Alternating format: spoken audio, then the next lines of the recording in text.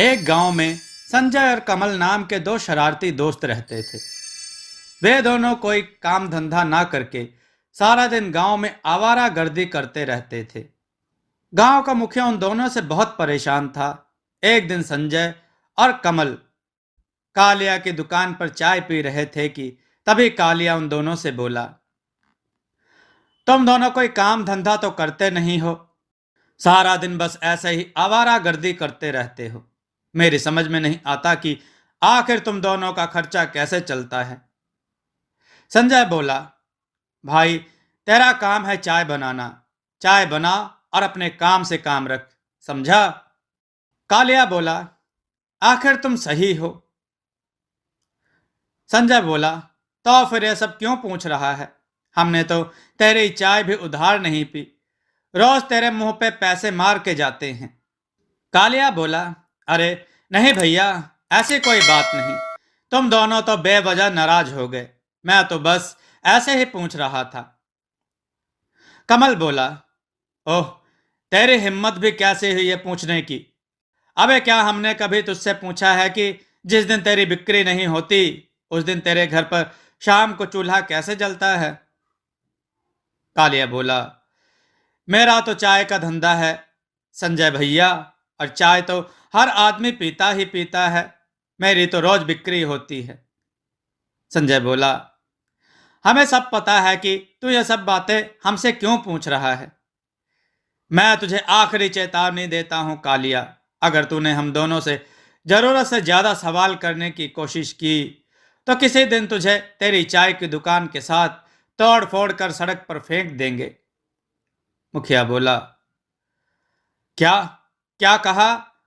दुकान तोड़ फोड़ कर फेंक देगा कमल बेटा? कमल बोला, अभी आप ही बताओ मुखिया जी, ये हमसे पूछ रहा है कि हम दोनों कुछ काम धंधा तो करते नहीं हैं, फिर भी हमारा खर्चा कैसे चलता है। भला इसकी हिम्मत कैसे हुई यह सवाल पूछने की? मुखिया बोला, तो उसने क्या गलत पूछा है? बिल्कुल सही पूछा है। तुम दोनों दिन भर निठल्ले आवारों की तरह पूरे गांव में मटर गश्ती करते रहते हो। लड़कियां छेड़ने के अलावा तुम्हारे पास और कोई काम नहीं है, लेकिन कपड़े और जूते तुम सब ब्रांडेड पहनते हो। संजय बोला, अरे हमारा शहर में कपड़े का काम चलता है। मुखिया बोला, कभी शहर की शक्ल भी देखी है तूने? मुझे सब पता है कि तेरा और संजय का खर्चा कैसे चलता है। बस एक बात मेरी गांठ बांध कर रख लेना, 5 दिन बाद 15 अगस्त है, मैं बस 15 अगस्त तक ही चुप बैठा हूं। उसके बाद मैं तुम दोनों की खबर लूंगा, और खास तौर से कमल तेरी। मेरी आंखों से कुछ भी छुपा हुआ नहीं है। कमल ने कहा, बोल तो ऐसे रहा है जैसे कि 15 अगस्त के दिन गांव में कोई मंत्री झंडा फहराने के लिए आ रहा है। संजय बोला, बिल्कुल सही कह रहे हैं, और भाई आपको पता नहीं कि शहर से एक बहुत बड़ा मंत्री 15 अगस्त वाले दिन हमारे गांव में झंडा फहराने आ रहा है। मुखिया जी ने 15 अगस्त पर सारे गांव वालों को दावत दी है, हर घर में लड्डू बांटे जाएंगे। कमल बोला, अब यह मुखिया पागल हो गया है क्या? अचानक से इसके अंदर इतनी देशभक्ति कैसे पैदा हो गई? संजय ने कहा, अरे कोई देशभक्ति सवार नहीं हुई मुखिया पर, जरूर इसे उस मंत्री से कुछ काम निकलवाना होगा और कुछ नहीं। तो यहीं बैठ, मैं तो चला अपने काम पर, चाहे तो एक कप चाय और पी लेना। मुझे सब पता है कि तुझे कौन से काम पे जाना है। जब तुझे पता ही है तो फिर तू बोल क्यों रहा है?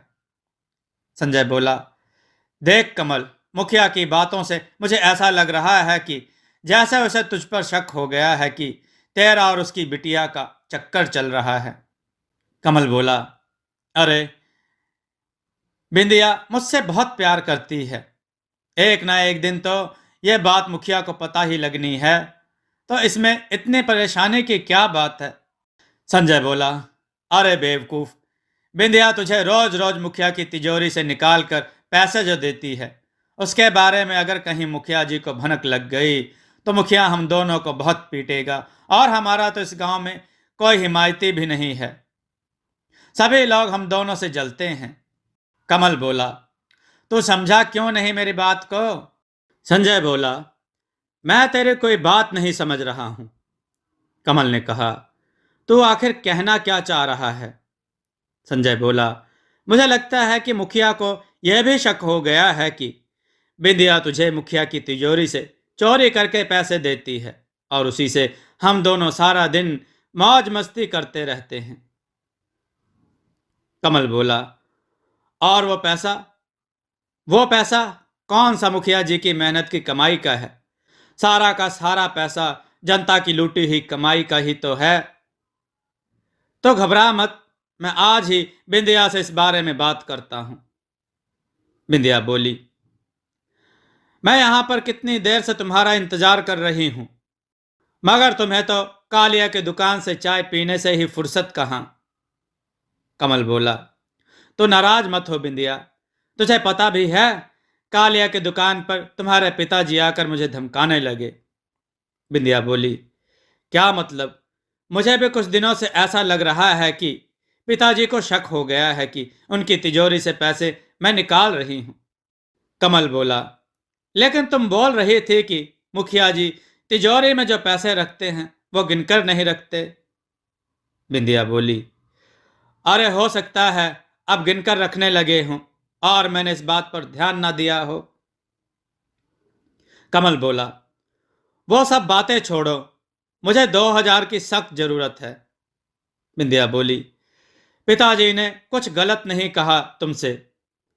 शादी के बाद भी क्या पता तुम मुझसे ऐसे ही पैसे मांगोगे और ऐसे ही पूरे दिन गांव में आवारागर्दी करते फिरते रहोगे।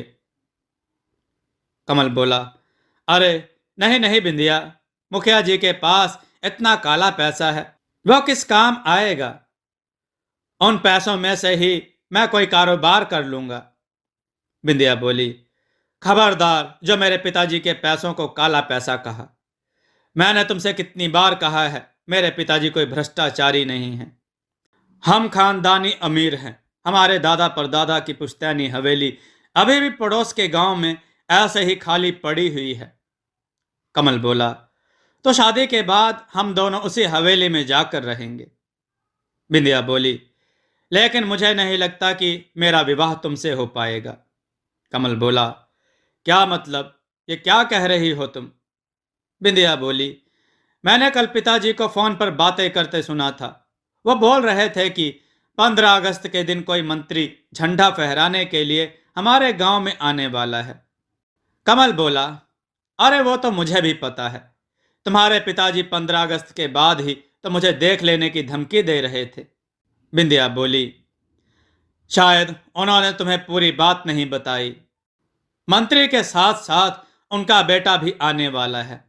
पिताजी चाहते हैं कि मेरा हाथ मंत्री जी के बेटे को सौंप दिया जाए और जल्द से जल्द विवाह कर दिया जाए। कमल, मैं तुम्हारे अलावा किसी और से विवाह करने के बारे में सोच भी नहीं सकती। तुम जाकर पिताजी से बात क्यों नहीं करते? कमल बोला, अरे पागल हो गई हो क्या? अगर मैंने अपनी शादी की बात उनसे की तो वो मेरा पीट पीट कर बुरा हाल कर देंगे। बिंदिया बोली, मैं तुम्हें इतने पैसे दे चुकी हूं, अगर तुम उन्हीं पैसों से कोई कारोबार कर लेते तो आज अच्छा खासा कमा रहे होते। लेकिन तुम तो बस अपने दोस्त संजय के साथ आवारागर्दी करते रहते हो। मुझे कुछ नहीं पता। 15 अगस्त के बाद पिताजी मेरा विवाह मंत्री के बेटे से तय कर देंगे और अगर ऐसा हुआ तो मैं अपनी जान दे दूंगी। इतना बोलकर बिंदिया ने 2,000 कमल को थमा दिए और आंखों में आंसू लिए वहां से चली गई। कमल अपना सिर पकड़कर तालाब के किनारे बैठ गया। तभी कमल के कानों में संजय की आवाज टकराई। संजय बोला, इस तरह तालाब के किनारे बैठकर चिंतित होने से कुछ नहीं होने वाला। कमल बोला, यह गलत बात है संजय। कितने बार कहा है कि मेरी और बिंदिया की चुपके चुपके बातें मत सुना कर। संजय बोला, अरे मैं तो बस यह देखने आया था कि बिंदिया ने तुझे 2,000 रुपए दिए हैं कि नहीं, लेकिन यहां आकर तो मुझे नई बातें सुनने को मिल गई। कमल बोला, तू तो मेरा दोस्त है यार, कुछ कर। अगर बिंदिया की शादी कहीं और हो गई तो वह मेरे बिना जीवित नहीं रह पाएगी और मैं भी। संजय बोला, अरे रे, अपने घड़ियाली आंसू बहाना बंद कर दे। मैं तुझे अच्छी तरह से जानता हूं। तुझे तो सिर्फ इस बात की चिंता है कि अगर बिंदिया का विवाह किसी और से हो गया तो फिर तुझे जेब का खर्चा कौन देगा। कमल बोला, संजय, मैं वाकई बिंदिया से प्रेम करता हूं यार, और तू मेरी मदद करने के बजाय मुझे ही उल्टा सीधा बोल रहा है। संजय बोला, चिंता मत कर, मेरे पास एक उपाय है। कमल बोला, कैसा उपाय? संजय बोला, यहां आने से पहले मैं मुखिया के घर पर नजर रखने के लिए गया था कि वह घर पर है या नहीं, जो मैं तेरे लिए हमेशा करता हूं। और मैंने मुखिया को अपनी पत्नी से बातचीत करते सुना था कि 15 अगस्त वाले दिन शहर से मंत्री अपने बेटे के साथ आने वाला है। कमल बोला, हाँ तो इसमें नई बात क्या है? यह तो मुझे भी पता है। संजय बोला, नई बात है कमल, और वो ये है कि मंत्री अपने साथ नोटों से भरा बैग भी लेकर आने वाला है, जिसमें बहुत सारे पैसे हैं। कमल बोला, भला मंत्री पैसों से भरा बैग यहां क्यों लेके आएगा? संजय बोला, एक बार को मेरे मन में भी यही विचार आया था, लेकिन फिर मैंने मुखिया की बातें गौर से सुनी। वह पैसा चंदे का पैसा है। कमल बोला, समझ गया, तो कहना चाह रहा है कि पार्टी फंड का पैसा है। मुखिया जरूर पार्टी फंड के पैसे को एक नंबर में कन्वर्ट करता होगा। संजय बोला, बिल्कुल सही समझा। कमल ने कहा, वो सब तो ठीक है, लेकिन इसमें मेरा क्या फायदा? संजय ने कहा, अरे बेवकूफ, हम दोनों का फायदा है। देख, 15 अगस्त के दिन मुखिया ने सभी गांव के लोगों को बुलाया है। वो एक मैदान में मंत्री के साथ झंडा फहराने वाला है। गांव के सभी लोग उस मैदान में मौजूद होंगे, और वो मंत्री और उसका बेटा भी। बस उसी मौके का फायदा उठाकर हम दोनों चुपके से मुखिया के घर से नोटों भरा बैग चुरा लेंगे। कुछ पैसे उसमें से मैं रख लूंगा, बाकी सारे पैसे तू रख लेना, और उसके बाद बड़ी शान से तू उसकी बेटी का हाथ मांग लेना। कमल बोला, बात तो तेरी सही है, लेकिन अगर कहीं पकड़े गए तो? संजय ने कहा, अरे पकड़ेगा कौन हमें? और वैसे भी मुझे पूरा यकीन है वो सारा पैसा ब्लैक मनी होगा। और बढ़िया बात तो यह है कि वह मंत्री पुलिस में इसकी रिपोर्ट तक दर्ज नहीं करवाएगा। 15 अगस्त वाला दिन आया। एक काम कर, तो उस कमरे में देख, मैं इस कमरे में देखता हूं। संजय बोला, मुझे पूरा यकीन है कि वो बैग हमें मिल जाएगा। संजय ने कहा, कमल इधर आ, मुझे बैग मिल गया। कमल बोला, इसको खोल के तो देख, इसमें पैसे हैं भी या नहीं। संजय बोला, अबे तूने मुझे पागल समझा है क्या? मैंने खोल कर ही देखा था। ये देख पैसे, अब इसे उठाने में जल्दी से मेरी मदद कर। कमल बोला, तो उससे एक बैग नहीं उठाया जा रहा? संजय बोला, पता नहीं यार, इसमें वजन बहुत ज्यादा है, लगता है बहुत सारे पैसे हैं इसमें। हम दोनों की तो निकल पड़ी। घर पहुंचकर संजय ने कहा, इसमें तो सिर्फ ऊपर ही कुछ नोटों के बंडल रखे हुए हैं, और नोटों के बंडल के नीचे तो हथियार हैं। कमल बोला, हाँ यार, अब क्या करें? यह हथियार तो विदेशी मालूम होते हैं, बहुत महंगे। एक काम करते हैं, इन हथियारों को बेच देते हैं, हमें तो बस पैसों से मतलब है ना। कमल बोला, नहीं संजय, यह गलत है। हम दोनों भले ही आवारा हों, लेकिन गद्दार नहीं। यह हथियार जान लेने के अलावा कुछ नहीं करते। कुछ पैसों के लालच में अगर हम इन हथियारों को बेच देंगे तो इन हथियारों से ना जाने कितने मासूम और बेगुनाह मारे जाएंगे। उसके जिम्मेदार भी तो हम ही होंगे ना। संजय बोला, तेरी बात सही है यार, मुझे माफ कर दे। एक पल को मैं लालच में आ गया था, लेकिन अब क्या करें? कमल बोला, एक काम करते हैं, हमें पुलिस के पास जाना चाहिए। संजय बोला, अबे पागल हो गया है क्या? अरे जरा सोच, कहीं मुखिया भी उस मंत्री के साथ मिला हुआ होगा तो क्या होगा? अबे बेवकूफ, मुखिया भी पकड़ा जाएगा, और जब मुखिया पकड़ा जाएगा तो फिर बिंदिया की मां बिंदिया का विवाह तुझसे नहीं करेगी।